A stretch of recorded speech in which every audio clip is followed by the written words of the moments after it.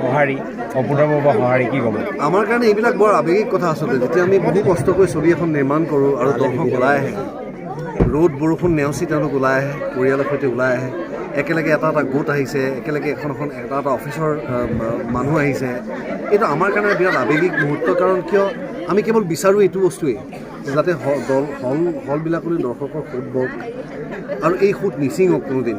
আমাৰ অসমীয়া কালচাৰত আমাৰ নাটক চোৱাটো আছে, কিন্তু আমাৰ ছবি চোৱাটো কালচাৰত নাছিলে। এতিয়া লাহে লাহে এই যে দৰ্শক আহিবলৈ লৈছে, এই যে ফাৰ্ষ্ট ডে ফাৰ্ষ্ট শ্ব' চাবলৈ লৈছে, এই যে তেওঁলোকে কৈছে যে এইখন ছবি উপহাৰ দিয়াৰ কাৰণে আমাক ধন্যবাদ দিছে, ইয়াৰ মাধ্যমেৰে আমি বুজি পাওঁ যে তেওঁলোকৰ মাজত এখন ভাল ছবি চোৱাৰ কিমান পিয়াহ আছিলে। আৰু সেই যে আমি পূৰাব পাৰিছোঁ, আমাক যে ঈশ্বৰে এইখিনি দক্ষতাৰে দি পঠিয়াইছে যে আমি এখন ছবি তেওঁলোকক ভাল লগাকৈ দিব পাৰিছোঁ, এইটো আমাৰ কাৰণে বহুত ডাঙৰ কথা। মই দৰ্শক ৰাইজৰ ওচৰত নতশিৰে মই সেৱা যাচিছোঁ এই ক্ষেত্ৰত।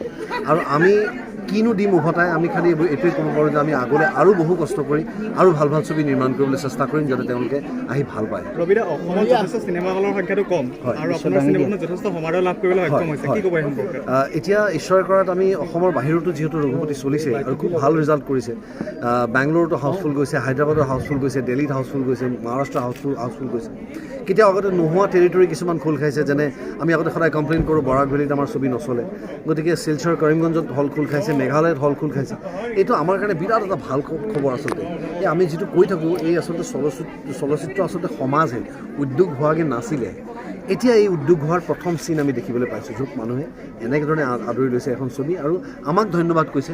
গতিকে মোৰ সহ অভিনেতা এই ৰাজ শৰ্মা, যিয়ে ইয়াতে আলতাফৰ চৰিত্ৰটো কৰিছে, তেওঁ বিৰাট সুন্দৰকৈ এটা কথা কৈছে যে এইখন ছবি অসমীয়া ছবি নহয়, এইখন অসমৰ ছবি।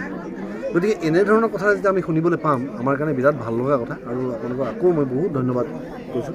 হলৰ সংখ্যা আৰু বঢ়াবলৈ মই চৰকাৰক আকৌ ক'ব পাৰিম, কাৰণ কিয় এতিয়া মই ক'বলৈ তেওঁলোকক মোৰ অধিকাৰ আছে।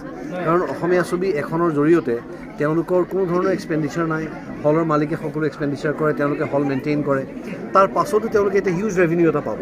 এই যে ৰেভিনিউটো পাব, ইয়াৰ বিনিময়ত মই তেওঁলোকক এইটো কথা ক'ব পাৰিম যে হল নিৰ্মাণৰ ক্ষেত্ৰত আৰু হলৰ সংখ্যা বঢ়াৰ ক্ষেত্ৰত যিবিলাক জেগাত ভিতৰুৱা অঞ্চল য'ত হল নাই, তেনেকুৱা জেগাত যাতে হল এটা নিৰ্মাণ কৰিব পাৰে, বা কমিউনিটি চেণ্টাৰ যিসোপা আছে সেইখিনিক যদি তেওঁলোকে হললৈ কনভাৰ্ট কৰিব পাৰে, যাতে মাল্টি ইউটিলিটি এটা ছিষ্টেম হৈ থাকে, যে তাত চিনেমাও চলিব পাৰে, তাত নাটকো কৰিব পাৰে। এনেকুৱা ধৰণৰ কিছুমান বস্তু কৰিলে আমাৰ মানুহৰ ৰিচটো বাঢ়িব।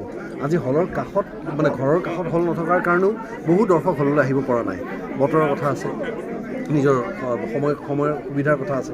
গতিকে মই আজি আপোনালোকৰ মাধ্যমেৰে পুনৰবাৰ চৰকাৰক আহ্বান জনাইছোঁ যে দেখিছে কি ধৰণৰ এটা পৰিস্থিতি হৈছে, যে মানুহে টিকেট নাপাই ঘূৰি গৈছে।